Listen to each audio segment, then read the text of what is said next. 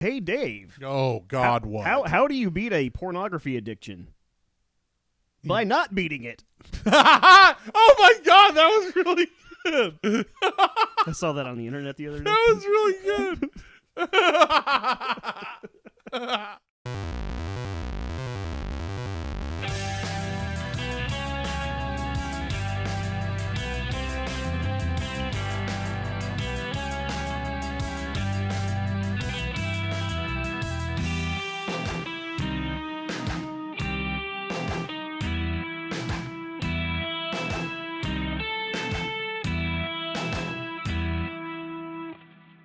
David, put your phone away. I'm ready. Hold on. It's time to do the Sorry, thing. sis. God damn it. Sorry. Let me How do does- little camera adjustments. Hi.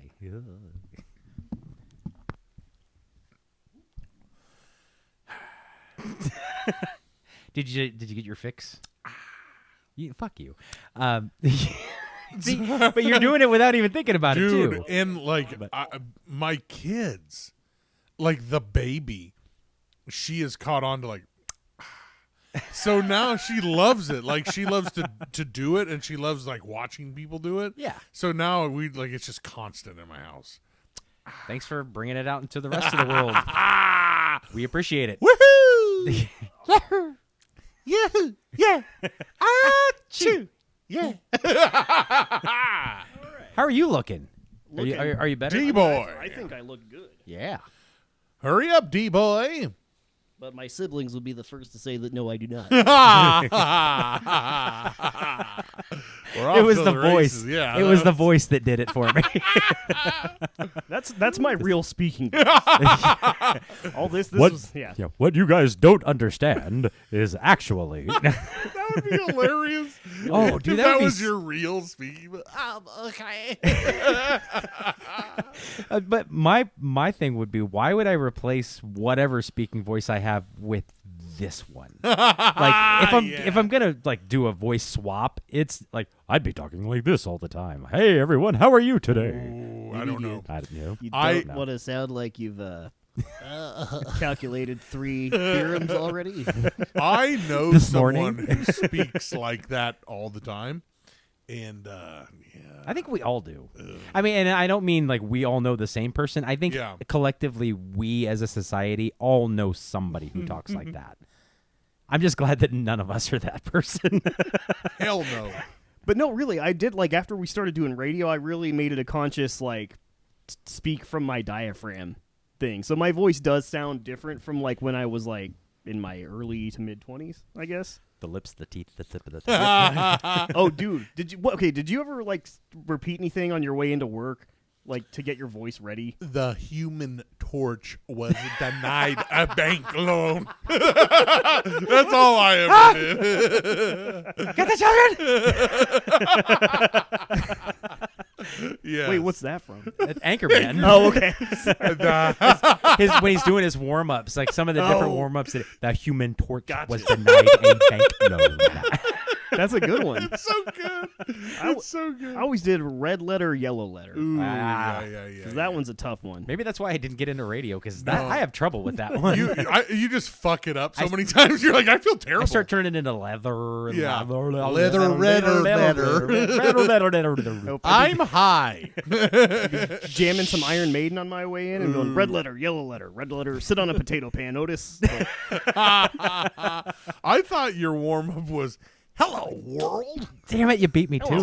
Yeah, sorry. Hello, me. Hello me. hello, me, it's me again. How is everyone doing this fine fucking day that it is that we're recording? Friday. As far as everybody knows, this is Friday. It's live. It's Why not? Friday at 6:30 in the morning. This thing's going out. Just Fuck as soon it. as we're Do done. it live. That's great video. Like Oh, that is so yeah. good. I kind of like the Family Guy little parody of it, too. That was always fun. Yeah. But how's everybody's like weekend and shit? How's everybody? Dan, shut the fuck up, David.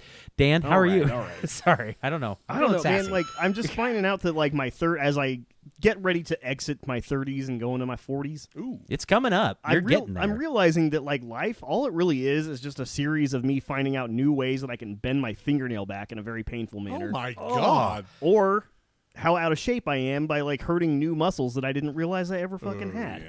I That's mean, a never-ending The muscle discovery. one, I think we can all kind of relate to a little bit, but the fingernail thing, dude, are you trying to give me Ow. nightmares? I don't know. Maybe I just Ow. need to just get more collagen or something. But these shits bend real easy. No, I got real easy, dude. Yeah. Gloves. Oh You man, just need to start wearing gloves 24/7. Get those ones with the lights on them so you can do Yeah. like brrr Whoa. to people I and like was make them freak out. changing the fucking bed sheets last weekend, and there's like a little screw on the bed frame or Oh. something. Oh my God. And I just caught my fingernail on it. That fucking hurt. And then Sunday, I put together a shoe organizer that I ordered from Wayfair. Hey, so Hey, every that's- style, every home. Yes, absolutely. And you probably ordered a person. And yeah, there was a kid inside. Oh, they didn't God. make it though. God, they didn't, Dan! didn't I mean- poke enough holes in the Oh, box. No, my you got to pay God. for that extra. Yeah. You got to pay extra for the shipping. I just They did don't ba- poke holes unless you pay for shipping. I just Like, did pay a basic little shipping. That's the code. Poke holes. 25. to get 0% off, but somebody lives. No, but I was sitting on the fucking floor doing this thing, and like so I'm like sitting like cross-legged or whatever they call it now, and Crisscross applesauce. Yeah, that. Yeah. Yeah. I was sitting like that, and then I would lean forward a lot to like put another piece together and like do some screws or something. And my fucking ass, like the sides of my ass, hurt so bad, and I can't think of anything else that I could have possibly have done that Damn. would lead to that. Dude, that will do it. As someone who has put together quite a few like bookshelves and shit like that, because I have like shelves that I put my figures on and stuff. Putting one of those together, even with sitting down and putting one of those together, it sucks. Why are you guys sitting fuck? down? You got to sit in a chair and then like prop it up for yourself. Well, we don't all have Yeah. that ability. Dude. Or luxury, Yeah. You don't have chairs? privilege. I mean, you wow. gotta order. We got to get you guys to Wayfair immediately. What do you do when you're putting together the chair that you're going to sit in? That's a good point. It's like a chicken or egg thing. Oh. What comes first, You the guys little kid? have to put together your. What year are you fucking living in? This is off to an odd start. I don't have You any time. fucking I'm busy making my own butter. dumbasses. Where are you shopping? God damn, dude, they come together. So yeah. Wow. In short, I can't make a movement today without going. Little couple groans. That's a little early welcome to your 40s because that's just the rest of your life now. I'm excited. Yeah, it's fun. Because, so excited. dude, you can make any noise getting up or sitting down, and nobody will bat an eye. Dude, yeah, I've noticed that. Like, I have oh noticed. yeah, it's like and people are like, oh man, Also with sneezes, no one gets on me for my sneeze noise, so that's good. No one says bless you either, though. Like No. when you start getting older, like, oh boy. oh, go, I'll fucking shoot goes some again. looks. Yeah, if yeah. nobody says bless you, I'll give you like Excuse 3, me. but like after like the third one, I'm like, figure it the fuck out, man. everybody gets 3. Yes. But that's it. That's all I got going on. All right, so hurting yourself and putting some shit together. That sounds like a typical week for me. I mean, But that's life, man. That's just life. Ugh, the fingernail thing, dude. Oh Just my God. pain and growth and building. dude, that's like, do you guys remember that commercial that they used to have for the toenail fungus medicine? Where the little fungus guy lifts the toenail up and then goes Yeah. I was like, why in the fuck would you ever show that? Yeah. It's animated or kind of, I mean, it's like a computer generated thing, but still, watching a human toenail just straight up get lifted up like a fucking cellar door. No fucking thank you. I was like, I will never, even if I get the worst toenail fungus, which by the way, I don't have, but I just want to, it's going on the internet. I need to state that. But if I ever do, I'm sure as shit not buying any of that stuff. Another thing of like when they were approving this, why did no one go, hey, that's kind of off-putting. Like I that's, know it's already Did your off-putting. toes not curl? watching Everybody's like, no, dude, what are you talking about? Looks great. Send it out. Ah, Tony was the only person who said, that's I've weird. been telling you, Tony's a fucking sociopath. Yeah. Yeah. How you doing, buddy? I bomb atomically. Socrates' philosophies and hypotheses can't define how I'll be dropping these mockeries. Lyrically perform armed robbery. Dude, Flee with a lottery, possibly. They spotted me. I drove. We're gonna get copyright strikes now. that's a bar then. Yeah. We're totally gonna get copyright strike. So I have for the last 2 days I've been driving for work. Drove to Winfield, Kansas. Ooh. And then I drove to Dodge City. Oh, that's a fucking trek. It's a haul, That's baby. a trek, right? There and back in the same There day. and back in the same Oh, I've day. done that. I've done that. What is that? Like a 4-hour drive out? Just about. Yeah. Wow. As the crow flies. Jesus Christ. Someone I heard that one time and was like, I'm never gonna not use Dude, it. I love that. Yeah, I as do love the crow that. flies. Because it's like also you're going to Dodge, so it kind of fits. Oh, yeah. Yeah. I could see dying in Dodge. As the crow dies. What? Nothing. Yeah, you just got like I'd be like the Crow. Like, Eric Draven the shit out of Wyatt Boulevard. As the crow dies. What? You know. That old chestnut. What were you doing in Dodge, dude? Going to the Walmart? Yeah. Going to the one voting place that they have that's actually technically outside of town? Yeah. I have a weird thing for voting stations. And I'm like, how's it work here? And they're like, get out. Yeah, we were on, well, I say we. Dodge City was on national news for that shit. They were like, have you ever looked at this before? This might not be a great idea for people who actually want to vote. And they're like, Don't worry about it. Wait, Don't worry about it. I missed all of it. What? They had one voting station in Dodge City, Kansas. One? Which, yeah. And it was not even technically, I think it was within city limits, but barely. To the point where it's like you had to drive out there. There wasn't like a bus that would take you there or anything like that. And honestly, at least probably half of the population of Dodge City doesn't drive. And I'd say a lot of them live on the exact opposite side of town. The kind of people that they don't want to necessarily vote live on the opposite side of town. Did our friend Jerry come up with this? Jerry, what's his name? Jerry speaks Mandarin. I know that much. Anderson? Mandarin? Jerry M. moron. But yeah, so Dodge. Yeah. What the fuck were you doing in Dodge? We were doing what is called a transport. Okay, So, okay.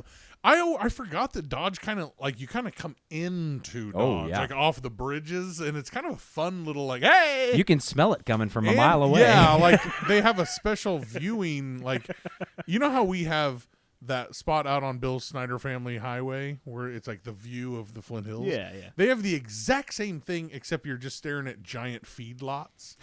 And it's like, that's, at least they're proud about it, you know? Like, that's good. A lot of meat processing. Lot done of around meat. there. You got to know where you're getting fed. That's right. I guess. That's the place you can watch the hot dogs get made. and smell You're them, like- and yeah. Is that, oh, God, no. Dude, and I will say that I love Dodge because I have family that was there for a long fucking time. Technically, I don't think I actually have any family there anymore, which is weird. First time in my life.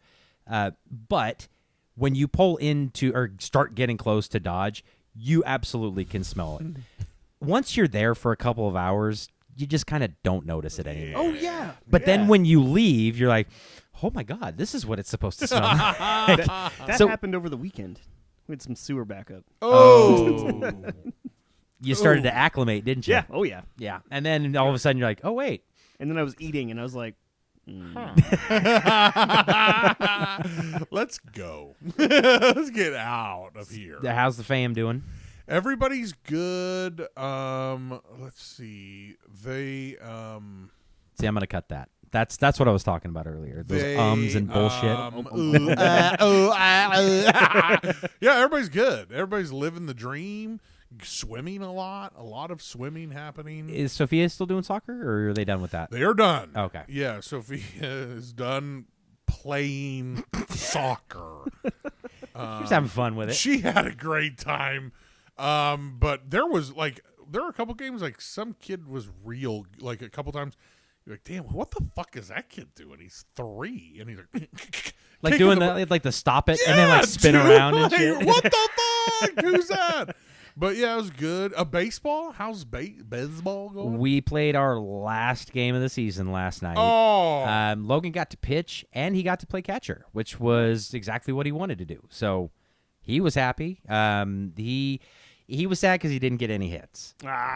I had to explain to him on the way home. I was like, dude, okay, let's just pick a random fucking baseball player. Okay, Salvador Perez. Yeah. Grandma's favorite player right now. Because I was like, hey, who's Grandma's favorite player? He was like, Shohei Ohtani. I was like, no.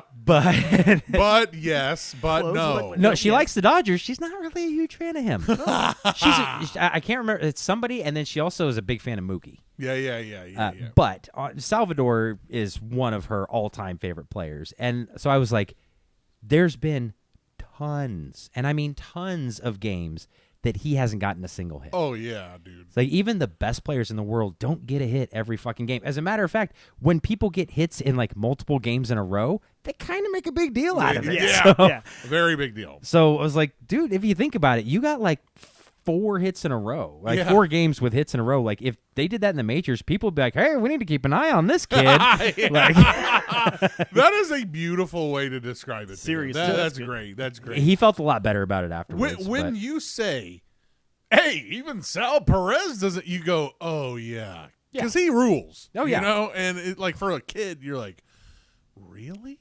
Yeah, dude, he doesn't get a hit every game. and he's fine with it. He's Look at him. He's awesome. smiling Yeah, like, he's all a- the time. He's a Hall of Famer, He's man. also getting paid a lot of money. No, it's not about that. He can go home and cry while he's taking a soak in his giant fucking bathtub. Dude, Of money. I imagine like Dumb and Dumber, like wiping his tears with $100 bills. No, that's an IOU. You want to keep hold That on one's to that. for a car. I would hold on to that one. But man, that's an expert move. That's because like I can see myself in that situation. I'd be like, well, there's always next year. That's the Cubs. That's what they do. That's how they That's play the it. entire city of Chicago. We'll get them next year. No, you won't. No. That's with baseball. That's Chicago. With football, it's Dallas. Wait till next year. One other thing I want to talk about is on Friday night, I took the little man to go see Superman. Ooh. I fucking loved it. Ooh. I really liked it a lot, dude. So this was more of the Superman as like not a superhero, right? Like just a guy that can jump super high. No. Okay. He's full on superhero. in Okay, this. okay, so okay. the best way to think about it is, and this is going to sound funny because Christopher Reeve to me was always the Superman. Yeah. And Henry Cavill did an awesome fucking job. I even thought Brandon Routh wasn't a bad Superman. You're not gonna leave out Dean Cain, are you? Yes, I am. Is that Dean Cain? No, it's not. Anyway, but this is No, sorry. this is probably the most comic accurate Superman I've ever seen in my life. Just because, I mean, a perfect example that I told somebody at work the other day is he can't even bring it in him to say what the heck, or definitely not what the hell, but he can't even say what the heck. He's talking to, like, he calls Crypto in because Crypto's tore the fucking, by the way, stole the fucking movie entirely. Crypto is the goodest boy, and no one will convince me otherwise. I fucking loved Crypto. But he calls him in and he goes, what the hey, dude? And I was like, that is Superman. Oh man. And that, because just it was a bunch of little shit like that. But then he does this whole, it's not even a speech, but he does this thing at the end where he's talking to Lex, basically talking about what actually makes him human. And it's the fact that he makes mistakes and he doesn't know what he's doing and just all this shit. But I was like, that's fucking Superman. That's rad. Nicholas Hoult, probably one of, if not the best portrayals of Lex Luthor I've ever seen on screen. Like, he did an amazing he's fucking job. really good. He is. He's extremely fucking talented. But dude, the movie in general, it had a James Gunn fucking needle drop. How do you work that into a fucking Superman movie? I will tell you how. You use Mr. Terrific for that shit, who was also fucking amazing. Like, also stole every scene that he was in. Nathan Fillion as Green Lantern. Fucking Guy Gardner, Green Lantern. That was the role he was born to play. I'm convinced. Right on. Just because he kind of is Guy Gardner. He's just not as mean. Yeah. But Guy Gardner's kind of an asshole. But yeah, anyway, if you guys get a chance to see it, if you don't want to see it in theaters, whatever. But as soon as it starts streaming, I highly recommend watching it. I really liked it a lot. So I can't do it. You know what movie sucked this week? Damn. Well, I will because I read that it was woke trash. So Yeah. Oh, because and we Superman hate is an illegal alien? because Dean Cain said so. Oh no! Yeah, I saw Is that. Dean Cain a doucher? Is that Oh what- yeah. Oh, I oh didn't know yeah. that. Yeah. He has been for a while, but Oh. yeah, he was talking. It's woke because he wants Superman wants everybody to care about each other, and he actually cares Imagine about that. everybody. Dude, at one point during a giant fucking kaiju battle, he saves a squirrel. I'm not even exaggerating. And people would be like, "Oh, that's fucking corny." To me, I'm like, "That's fucking Superman." Yeah. I thought the whole thing about Superman was that he liked every Exactly. all the But it's like they're it's the fucking dumbass. I won't say what direction wing, but we all know. Come on. That's just being fucking stupid about it. So Oh boy. yeah. I and Dean Cain is is a part of that. I watched a movie called Barbarian. Ooh. Yeah. The one with Justin Long? That Yes. you don't know he's in it until halfway through? Yeah. And then you're like, dude, every time I see this guy, he's really good, man. I like that he's movie. Dude.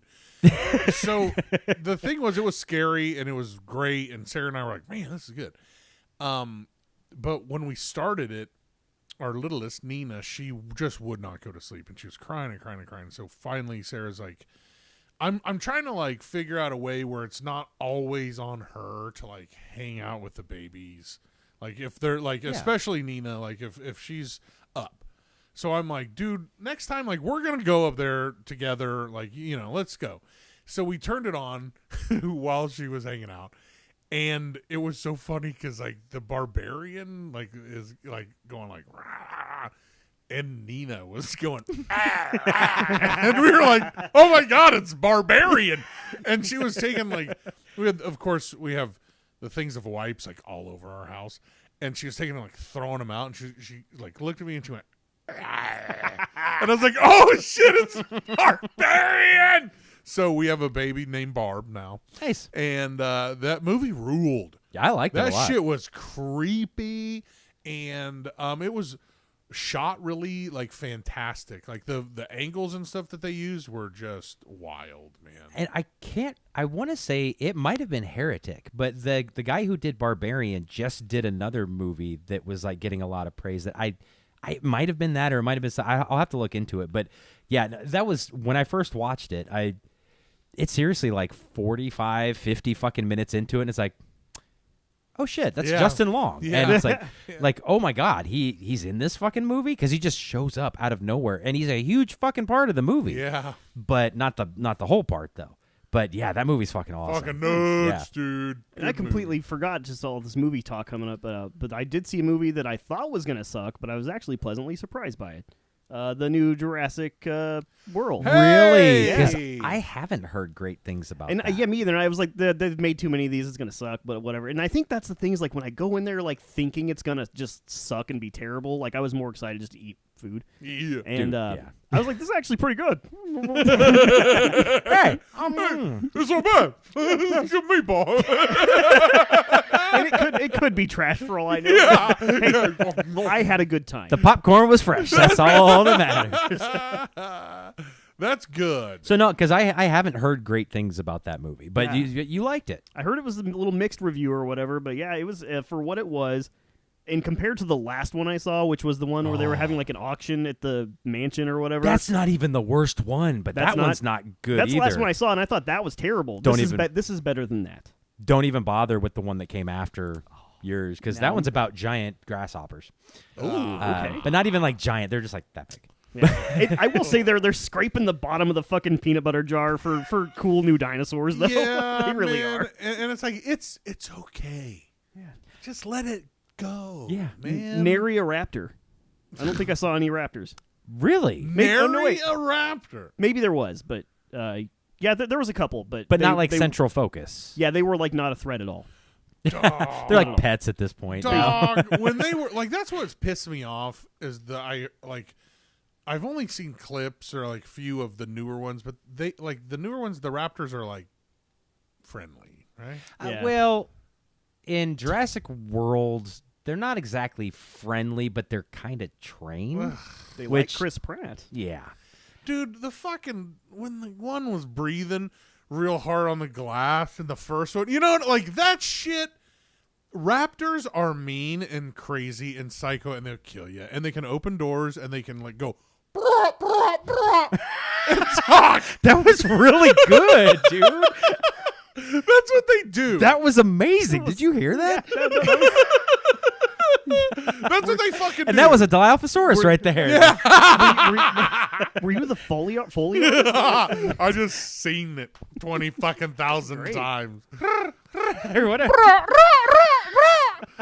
Man, that they were, and then fucking, what's he say? Well, when the dude is like out there and they're hunting him. Clever girl. Mm-hmm.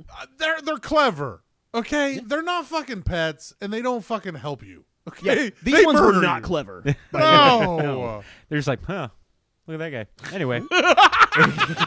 Pretty much. Watch him like floating by on a raft like, oh, what's he doing? Whoa, I ain't going to worry about it. weird. They're like, Jurassic Park sucks now, dude. Dude, they're not even trying to kill me. Like, what the hell? So, gentlemen, tonight, it's getting to be that time of year again where, we're pretty much like right in the middle of summer. For sure. It's hot as shit outside right now. People are doing some vacationing, maybe doing a little traveling, that kind of shit. Yeah. I don't know, maybe. Okay, anyway. Maybe you end up. I'm gonna Leave it in, you coward. Leave it in, coward. maybe while you're vacationing, you happen to end up at, I don't know, like a beach or something. Ooh-wee. And then, let's say you're hanging out at this beach and you go out swimming and, maybe you might get, torn apart by a 25-foot great white shark. Fuck no. What does this have to do with buttholes? Everything. Tonight we're talking about Jaws. Hey!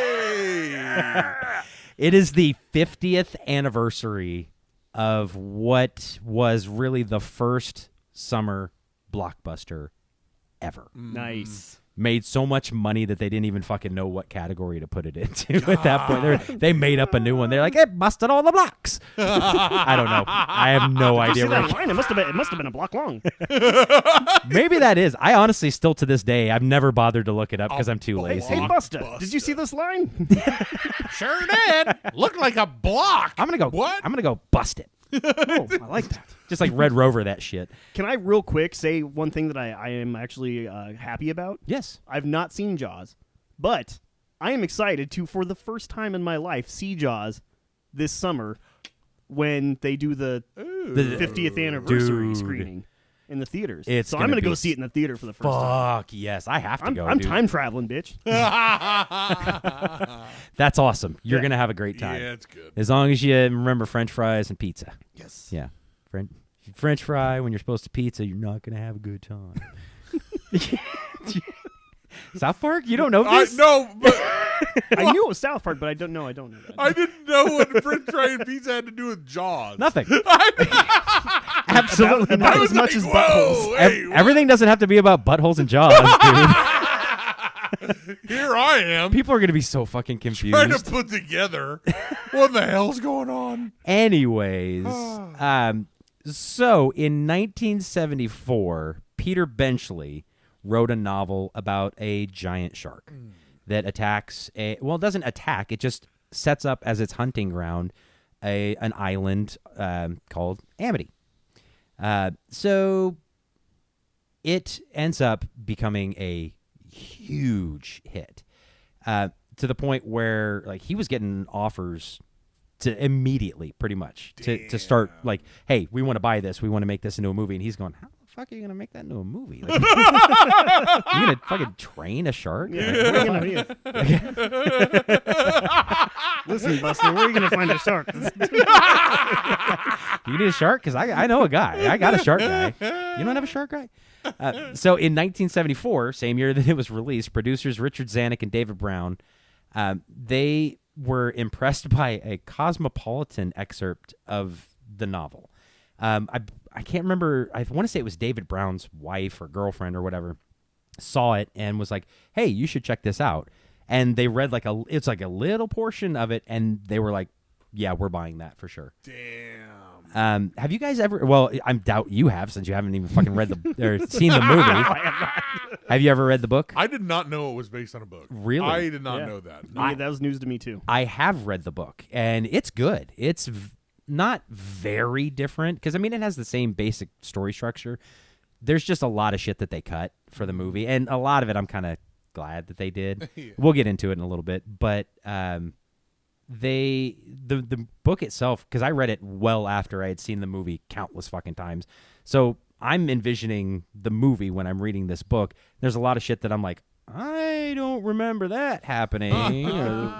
But at the same time, it is a very good book. I would highly recommend it.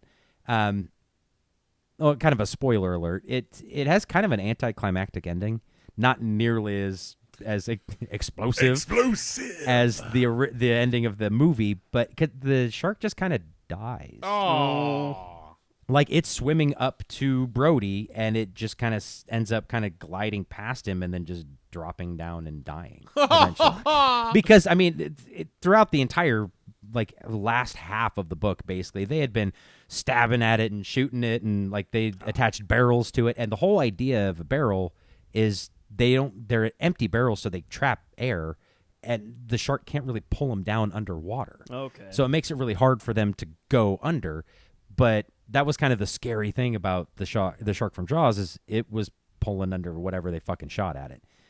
But so it had just gone through a lot of shit and had just finally succumbed to all of its wounds. Okay, I thought it was going to be that it was eating people with high cholesterol. Blocked artery. The silent killer. His left fin went numb. He had one of those widowmakers, you know. Brody's like, I shit my pants for nothing. What the fuck, dude? I mean, I'm just sitting here. Kinda kept me with warm a shit little bit. in my pants. there's some positive aspects to shit in your pants. I'm not gonna tell you try it. They're like, he was like, he was coming right for me. Like, yeah, Sure. Sure, why not? So, despite its seemingly simple premise, a giant white shark terrorizing a small New England town, the story's primal suspense and aquatic setting posed massive technical challenges. Even if you haven't seen the movie, I'm sure you've probably heard at least inklings about how much trouble they had making that movie. So I think it's weird that I haven't seen the movie, but was the shark in the movie's nickname Bruce? As a matter of fact, it was. See, I don't know why I know that, but I don't know what the fucking movie's about. He was actually named after, I believe it was Steven Spielberg's lawyer. Okay. It was one of their lawyers, but I mean, rather fitting. And then it's kind of funny when in Finding Nemo, when they're Australian, because I mean, great white sharks are in Australia, so it would make sense. And like 98% of the population down there is named Bruce, so it just kind of fits. So they hired a 26-year-old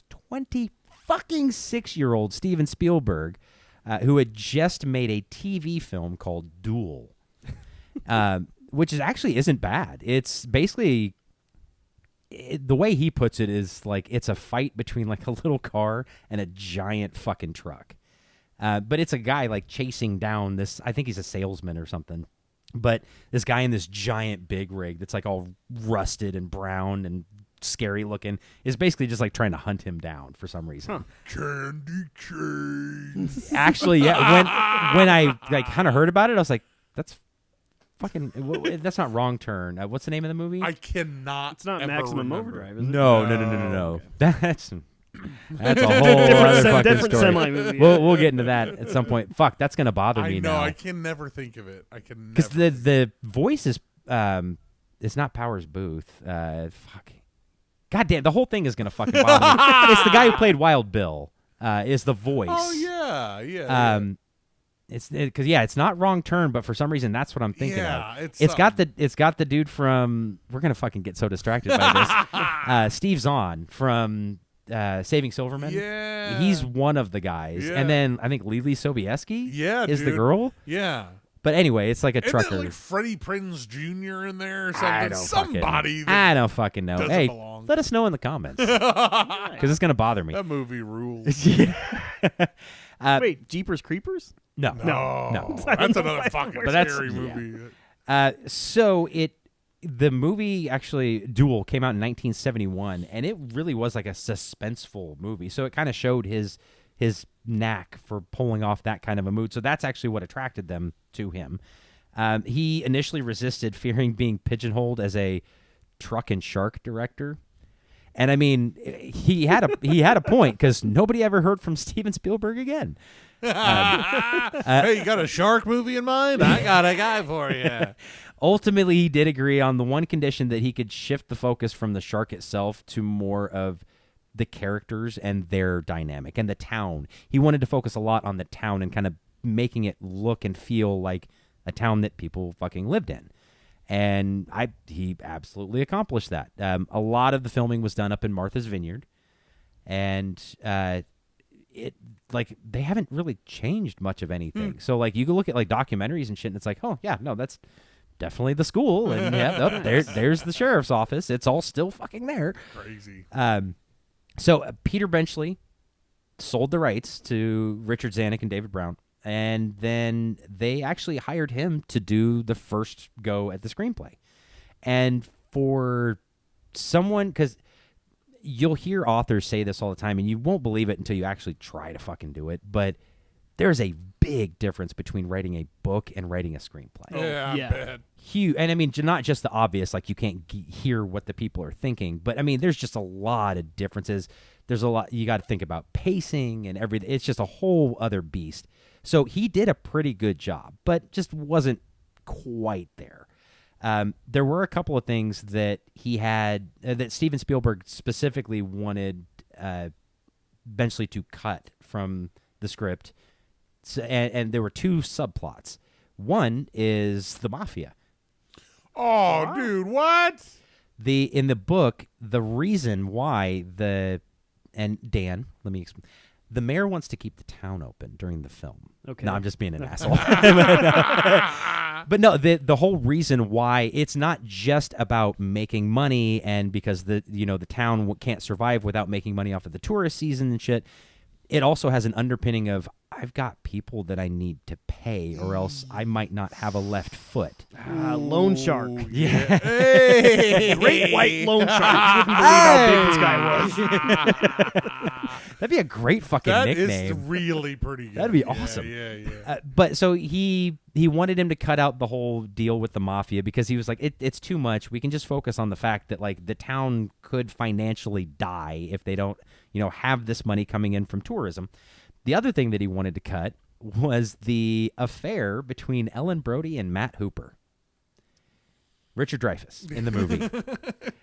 That whole part surprised the shit out of me in the book. Like, I was sitting there like, oh, she knows him from like college or something. That's weird. Oh, they're having dinner, and it's like not near their house. Like they're specifically, and he's fucking her. Okay. I was like 13 when I read this too, and I was like, oh, that's Okay. was not expecting that. So yeah, he was like, we are not going to worry about that. And we're going to cut that part too. So those two things were the main things that he wanted. He was like, we don't need that in the script.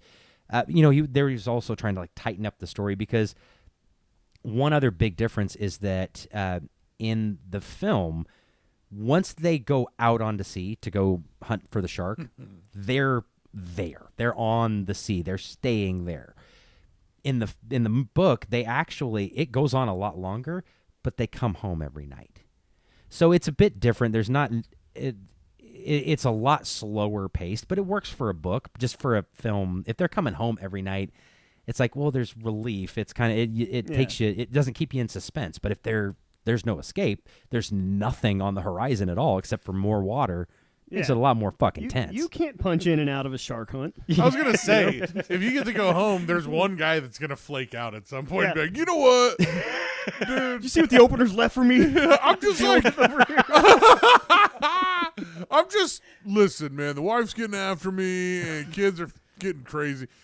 We're going on vacation. I gotta go. I had this plan weeks ago. And then you guys just show up. I was down for one or two. It's not a request off form, I'm telling you.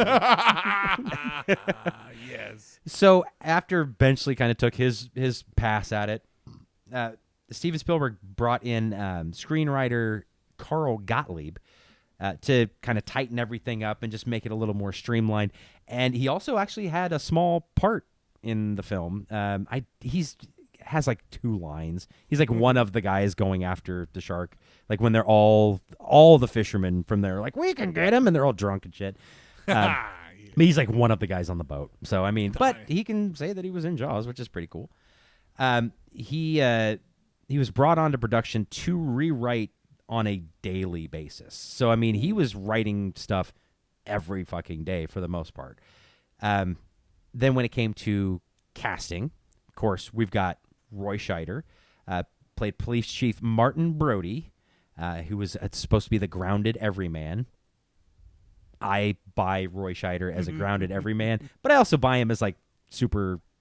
He's played some vastly different roles before, but I totally buy him as Chief Brody. Like, so what do you got? What do you think of Roy Scheider's Chief Brody? When he does the thing where he like sits up real fast with a cigarette in his mouth, it's like, that's awesome. Do you think that happened and they're like, oh yeah, Keep going. We're getting this right. Like, Please, God, tell me we're getting that this. shit is awesome. I just like he did a good job of being somebody that's like halfway through is like, holy fuck, this is bad. I am in way the fuck over my I don't know head. what I'm doing. I don't know how to do this. I'm new. Yeah, I don't know what to do. He did a great job of being like harried. Is that what they like, harried? Right, where you're like totally and completely like stressed out. You don't know what the fuck you're doing. No one can help. You know, he just perfect. That's just a Wednesday. Yeah, as the sheriff in Martha's Vineyard. Yeah. You're like, I don't do shit, and then all of a sudden, a giant killer fucking charges up. Like, I didn't sign up for this shit. All I have to do with the sea is I like the crabs. Yeah, I love that lobster tail. because Dan, dude, like when you watch this movie, Jaws, he fucks him up. It's you don't know really until you're watching it, and then after a while you're like, God damn, I'm tired. Like his Jaws just keeps coming, man. He really fucking doesn't care about anybody, and You can only stay on edge for so long before you're just like, holy fuck, okay, get him. You know, but you feel like you're on the boat because they're like losing it. Yeah, they're all right. fucking I'm in. Oh, I it's love good. that stuff. It's good. Next, we've got Richard Dreyfuss, who at the time was a rising star. He had just starred in American Graffiti, which was George Lucas's second film, technically, because his first film was that THX 1138. Is that what? Which is, yeah. It's a movie that exists. American Graffiti, though, have you guys ever seen that? I have not. No. For some reason, my sister, Kinsey, really liked that movie. And so I've seen it because of her. It's not bad at all. It's actually pretty good. It's basically just about kids kind of cruising. Yeah. It's like one night. Kind of a Dazed and Confused in the 50s. That's exactly how I would Pretty describe good. it, actually. Yeah, pretty good. It's got a young Richard Dreyfuss and a young Harrison Ford. Oh, yeah. Is that also Ron Howard in that too? Yeah. Ronnie H? Yeah. And that was that was either right before or right after Happy Days. I want to say it was like right after, but I'm not sure. But yes, I believe you are correct there. So Richard Dreyfuss played young, cocky oceanographer Matt Hooper, who does not fuck Ellen Brody in the movie. Yeah, let's get that right. Right. Because we actually like Matt Hooper in the movie. And Chief wouldn't like that in the movie, right? Chief wouldn't be a fan. He'd be really harried. Harried. Somebody's going to write in the comments back, that's not what it means. And I don't give a fuck. Do it. We make up words around here. We don't give a All shit. the time. Gerschninkel. Then obviously Richard Dreyfuss went on to be in a ton of fucking awesome movies.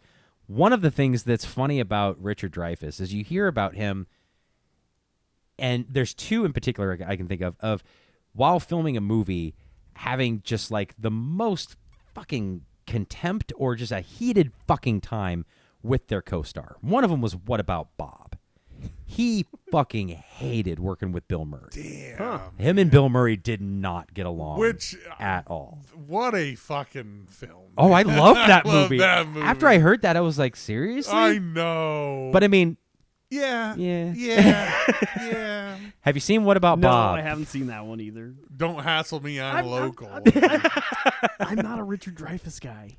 See, I liked him. Did you like Mr. Holland's Opus? That's the only other movie that, other than Close Encounters of the Third Kind, that I really know of that has Richard Dreyfuss in it. Yeah. Stand By Me. He was the He's the narrator. Oh, and he's the guy who was like writing Well, the the story narration's of my least favorite part of that movie. it. Well, Lottie fucking dog. You do hate Richard Dreyfuss. But no, I actually was like really looking forward to seeing Close Encounters of the Third Kind because I'd never seen it, and I love UFOs and I love aliens, blah blah.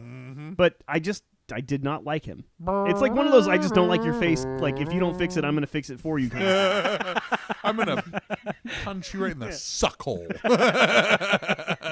Okay, so not a Richard Dreyfuss fan. Good to know. Yeah. Fuck his opus. All right. Oh, okay. Oh boy. Shots fired. Here we fucking go. The funny thing, though, is that the other feud that you hear about is with his co-star from Jaws, Robert Shaw. Oh.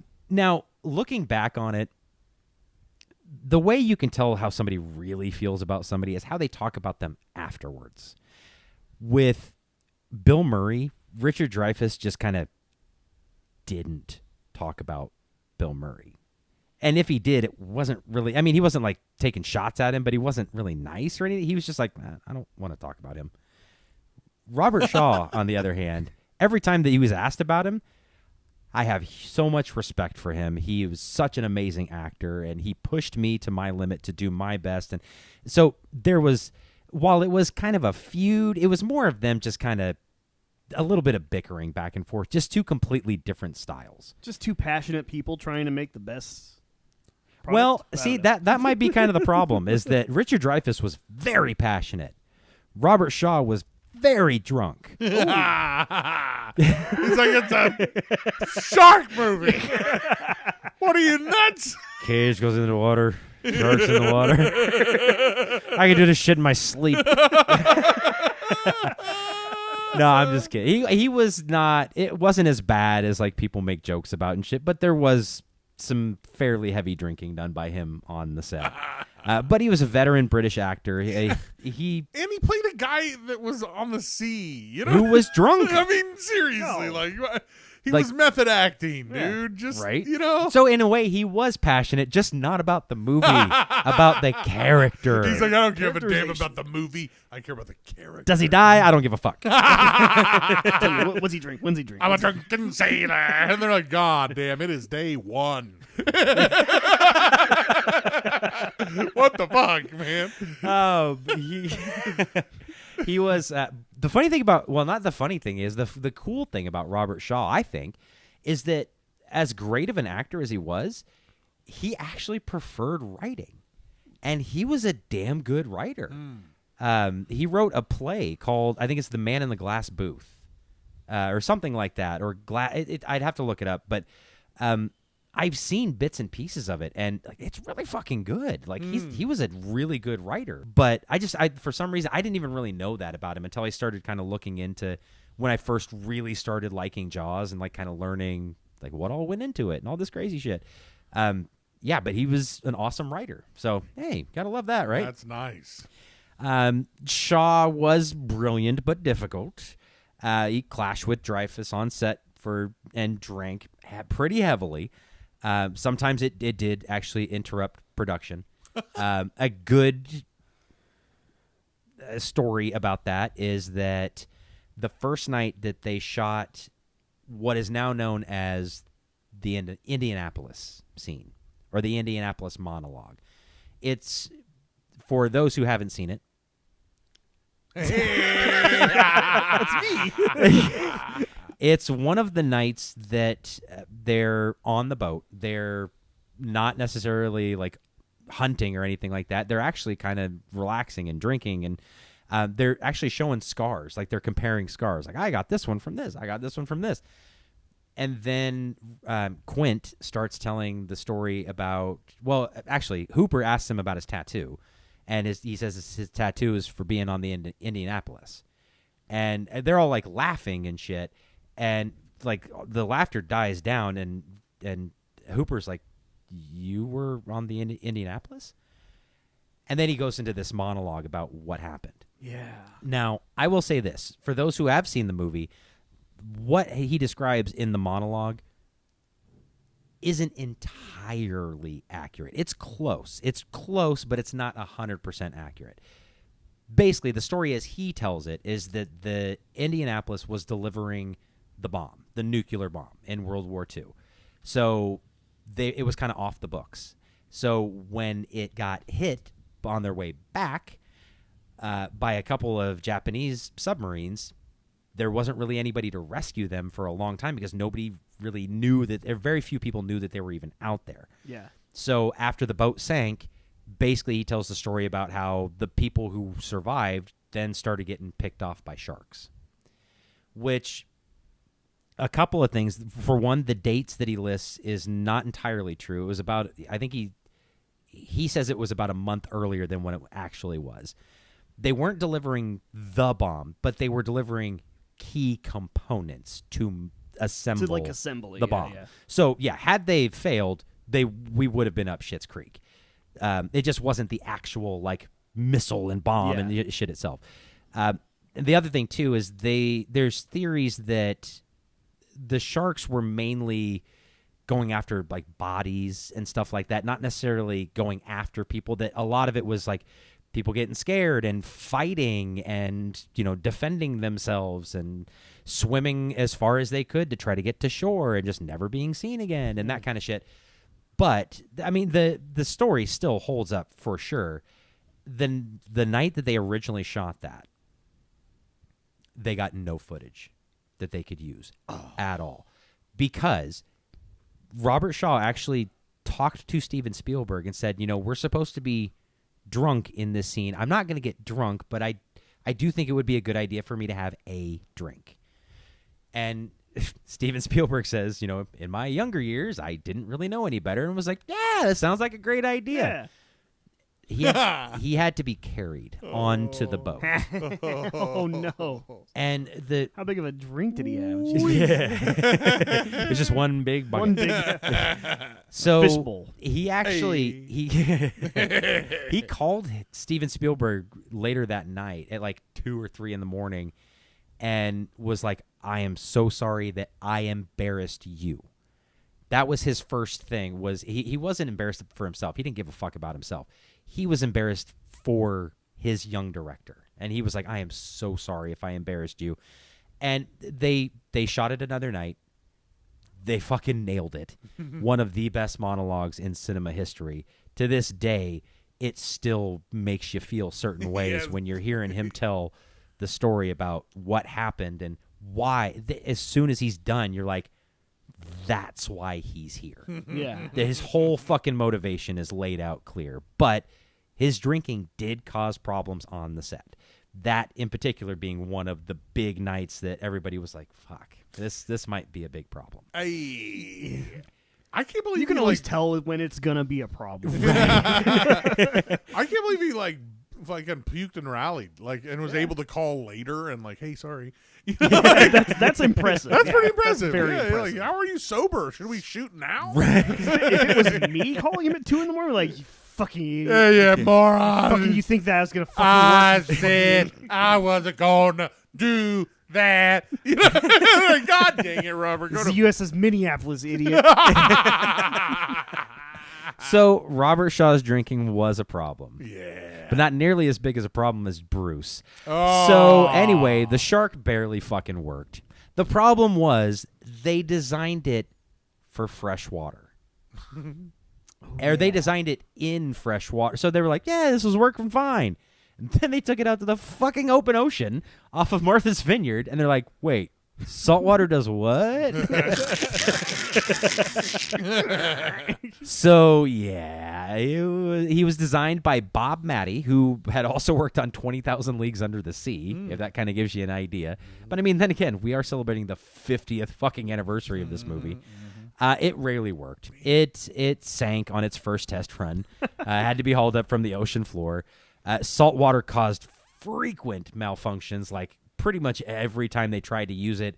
Even if they got a good shot, right afterwards they had to fix it again. Damn. It meant, though, because it worked so poorly, it made the film so much better. Yeah. Spielberg had to improvise. He had to come up with different things to shoot. The whole I don't know if you remember this, but the scene where kind of Hooper and Quint are just kind of staring at each other, and Quint chugs a beer and crushes the can, and then Hooper's drinking coffee out of a styrofoam cup, and he drinks the whole thing and crushes the fucking cup. That's metal. But like it was shit like that they were just like, let's shoot something while we're waiting for them to fix this stuff. The other thing though is that he had to come up with ways to have the shark in the movie without actually having the shark in the fucking movie. That's where you get your POV shots.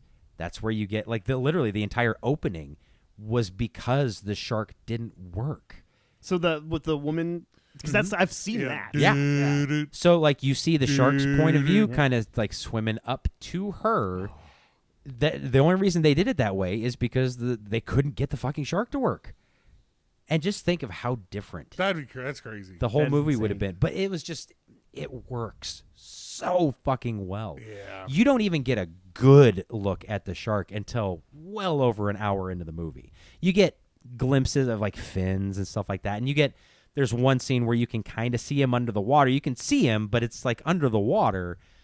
The first good shot that they get of him is the scene you were talking about where Roy Scheider, why don't you come down here and chump some of this shit? And then he just pops up out of fucking nowhere, and Scheider just gets into frame, and the cigarette's dangling off of his lip. That shit is so funny, man. Dude, I love it when people can do cool cigarette things. And you're gonna need a bigger boat. It wasn't improvised, but they came up with it right there. It wasn't Roy Scheider going, "Hey, I'm gonna try something. Let me do this." It was them all being like, "What about or, hey, I think you're gonna need a bigger boat," and it. Damn, that works.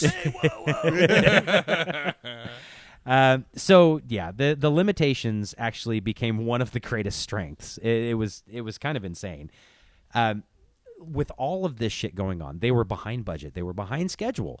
The shark wasn't working at all sometimes, and when it did work, it didn't work as well as they were hoping. Robert Shaw being drunk on set and shit. All of this on a 26-year-old director who was on his first big feature film, a TV fucking movie, to this. And he's dealing with all of this stuff and shooting on the open ocean. Now, that was on him. Because he was like, I'm only going to do it if I can do this because it's got to be real. And it's like, you got your wish, buddy. So he was in constant fear the entire time. He thought he was going to be fired every single day. Years after, he was still having nightmares and waking up in the middle of the night from PTSD. I mean, he didn't know what it was, but he described it, and people were like, yeah, that's post-traumatic stress, dude. Wow. From directing this movie. That's how much fucking pressure that he was under Do you constantly. think, though, that might have actually helped him just churn out hit after hit after hit, like fucking butter, man? Like, I mean, I have a feeling he went into every movie going, well, at least it's not Jaws. Yeah, no shit. And kind of like if I learning. work half as hard as I did on Jaws, this is going to be pretty good. Yeah, Right. It's kind of like learning to drive a stick shift for your first car. Yeah. You're like, I can do anything. Yeah. They're like, Yeah, absolutely. Anything happens on the set, and he's like, no big deal, man. Icy Hill, no problem. You kidding? So after they had finally finished, and I mean, they got most of it while they were there, but they had to do some pickup shots. They did one pickup shot inside of Verna Fields' swimming pool. Verna Fields was the editor of the movie, and they did it in her swimming pool. It was the scene where Ben Gardner's head comes out of the boat. But anyway, so after they finished this up, they handed off to Verna Fields, who actually, I'm pretty sure, won an Oscar for this movie. But Steven Spielberg was even saying, like, she's the one who helped me rein all of this shit in. So a lot of it was her helping him figure all this stuff out. So huge shout out to Verna Fields. She was amazing at her job. But she's the one who kind of created the pacing and like the tension, and it was all very carefully crafted. And you have to remember, back in that day, you can't just go click, click, click, done. You had to cut actual Yeah. actual film reel and like paste it and tape it and put it back together, and then run it and go, oh shit, no, that doesn't look right. Try it again. Oh god. So yeah, imagine going through this with fucking Jaws. Because when I'm like editing video and it takes me like 38 seconds to find like where I should have actually made the cut, that's irritating as hell. Right. So after all of this, of course, the last element that was added in, and I don't know time-wise when it was actually added in, but to me, it's kind of the icing on the cake. You've got the score by world-renowned musician John Williams. Less is more. Dude, see, and that's... yes, I absolutely agree with that. But at the same time, if you go back and listen to the theme of Jaws, there's a lot more going on than people realize. Because, I mean, everybody knows... dun, dun, dun, dun, dun, dun, dun. But seriously, just go back and listen to the theme. There's a lot of stuff going on with that. That's just the main kind of driving force. But you're right. Less is more. That simple fucking just two-note... and everybody knows exactly what movie you're fucking talking about. Yeah, you know what's going down, man. Yeah. So, and I think that's probably one of those movies. I mean, it's kind of like the same thing with Halloween. The movie itself isn't that scary without the music. Yeah. But as soon as you add that music, it's fucking terrifying. Yeah. And the first time that you watch that movie, even when you know going into it, it's a fake shark and whatever, you think there's still parts where it creeps you the fuck out. It's fucking nuts. Because of the music. Yeah, it's fucking nuts. Yeah. So, yeah, you cannot give him enough credit for his part in making this the blockbuster that it was. So they devised, by they, I mean Universal, an unprecedented marketing strategy. They spent $1.8 million on national TV spots. That nobody had ever done that before. Damn. They released the film in over 450 theaters simultaneously, which is, again, they didn't do that back then. That's something like a lot of people don't understand.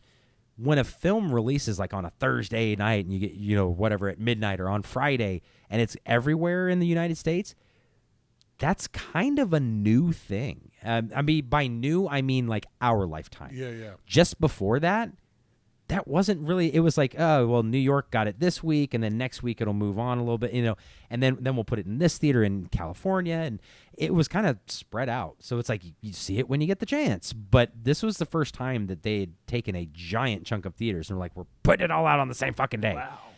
And my God, did it work. The result, it grossed over $470 million worldwide in 1975. Yeah, that's if you do the math, that's $1 zillion. It's well over $1 billion. God damn. And so they're like, "Hey, Spielberg, That could make Iron Man blush. Right? Oh my god!" And the thing was, is it like the highest grossing movie to that point? I don't know what it is off the top of my head, and I don't want to look it up. But it like not even close, not even fucking close. And then Jaws comes along and just completely obliterates it. And it's like, oh my God, how could a movie make this much money? And then 2 years later, Star Wars did it. But it just, Jaws redefined how movies were released. Just in general, that's what became the model of a blockbuster. Just big budget, high concept, wide release film targeting mass audience at the peak of the summer where people were enjoying movies. So everything worked besides the actual production. But after the production was over, everything else worked perfectly. So the legacy, we've got they won 3 Academy Awards, editing, original score, obviously, and sound design too. It was nominated for Best Picture, but didn't win because One Flew Over the Cuckoo's Nest came out that year. And it's like, and even Spielberg was like, yeah, I would have voted for, but Spielberg wasn't even nominated. Wow. And a lot of people saw that as like a slap in the face because how often do you see a Best Picture nominated, a film get nominated for Best Picture and the director not? Yeah, that's weird. So it's like even if they would have won, Steven Spielberg still wouldn't have won an Oscar. And he's too young, okay? He can't be upstaged by this young buck. Yeah, we got to give him a chance to. He's got to want to earn it. Did you know that Robert was drunk the whole time? They're like, wait, what? Of course he was. You ever worked with him before? We all knew that. He didn't. They didn't think that was a thing. They were like, that's not a... We've never even thought to mention it. I mean, really, like, yeah, you of course don't would. you don't drink before? Obviously, though, even though he wasn't nominated, it launched Steven Spielberg's career into the stratosphere. It was selected for for preservation in the National Film Registry in 2001. So it's in the little salt mine that they've got where they preserve all the film.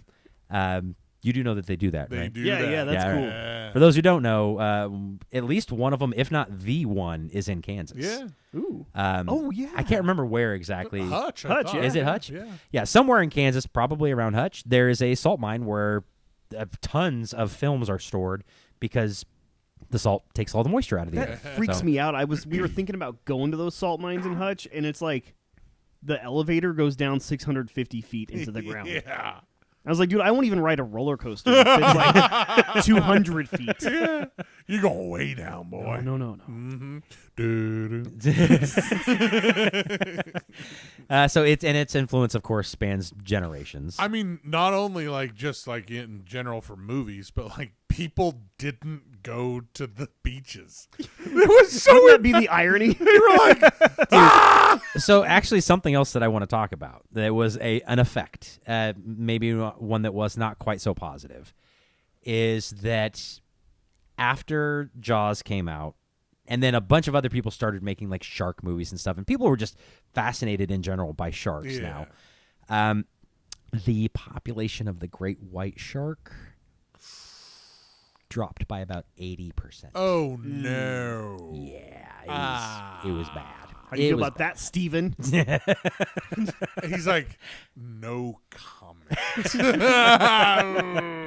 So and it has since gotten the population. It hasn't bounced back completely like to where it used to be, but at the same time, it's not nearly as bad as it was. Like they're not endangered or anything like that. But for a while, they were getting pretty fucking close. Yikes. And it's because I saw Jaws. Ah! Was it also is the fins like a delicacy or something like that? Yep. Ugh. And the sad part about it, I'm not gonna say where. We all know where. But they would cut the fins off and then just throw the shark back in Yeah. the water. Man.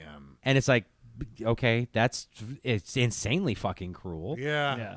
So yeah, that was one negative effect that Jaws did have on sharks. But I mean, think about it now. We've got Shark Week and like on fucking Discovery Channel, which I fucking love Shark Week. There's tons of movies about killer sharks, but we all know that they're just animals. They're not really trying to kill us all.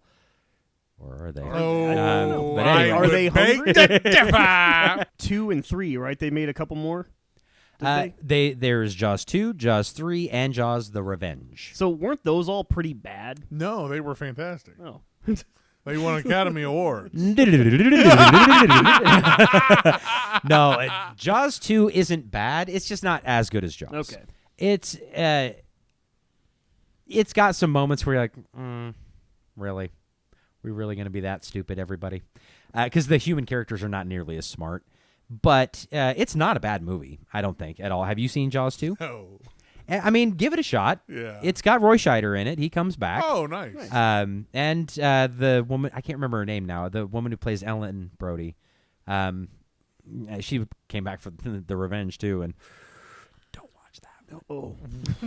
Damn. So Jaws 3 is fun because it's so bad. Okay. And because it's got Dennis Quaid and it's got Louis Gossett Jr. Oh! And I don't remember if it was before or after Enemy Mine, but they had already kind of they had a working They were relationship. buddies, man. But it's really bad. Oh, and it's got Leah Thompson in it too. Oh, okay. Pre I'll watch. Back to the Future. Okay. But what about Caroline in the City? Oh my god! it's bad, but it's an entertaining bad. Like it's so bad that it's fun to watch. All right. Jaws the Revenge is just bad. And it's got Michael Caine in it, so that's kind of sad. Oh. But you know. and Mario Van Peebles. Oh shit! Okay, I'm watching that one first. That was post New Jack City. What happened to him? Where's he? Dude? Living off the revenge checks, dude. Come on. I thought it was going to be Highlander. Like 4 or something. I don't remember which one he was in. Yeah, he did. Yeah, he did, didn't Yeah. he? So what do you think of Jaws, dude? I think that pre-Jaws, the amount of people that would swim, like sneaky swim under the water and then grab your leg was like so small. But then after Jaws, more people started to do that, and then when they come, they go, "It's like Jaws," and you're like, "No, it's not. No, it's not."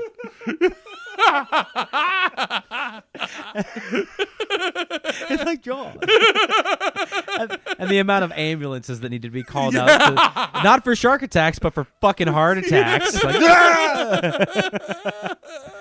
So you're gonna go see it, Yeah, very soon. Whenever it comes out, I know it's coming out sometime. So I mean, just Yeah.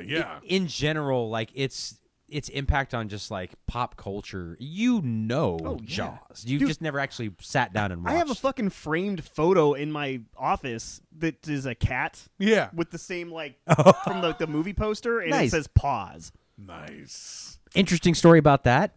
That's not actually a great white shark. Oh, It's I want to say a mako shark or something. It starts with an M, but it's a smaller shark. That the inspiration is actually it's kept at some museum that you can actually still go. Like they have it still. It's the exact same one that the guy was like, because the first cover of Jaws, it had. Well, I don't know if it was the first cover, but it was the first one that they released on paperback. It had basically the same scene. It was all black instead of white, which was creepy. But it had the woman swimming on the top, but it was more like an actual great white shark. But from the angle, it looked like a dick. Oh shit. So if you get a chance, it's still out there. You can look at it. But so for when they released the paperback, that was the hardcover. When they released the paperback, they changed it to this type of shark that's not actually a great white, but it looked scarier, and so they decided to use it. who other than marine biologists are going to know? Now, everyone who listened to this podcast. That's right. That's right. You kind of sounded like that. Hey, you guys know. Really, who's gonna really know about this? Hey, Dan, how do you beat a Jaws obsession? You get a bigger boat. You're on fire. Yeah. That's what you do. You know what you also do, though? What else? You got to go to gettinsidetracked.gov. Shark. .shark. And then you go to YouTube. You type in Gettin Sidetracked. You find the boys. You click it. You follow. You like. You subscribe. You comment. rate, You you rate. review. You do it. And you do it. And you do it well. And you do it and you like it. And then you go to FB and you like us there. You go to X and you like us there. And you go to Insta and you like us there. We're not on it. Fuck. And then you go to sleep. Yeah.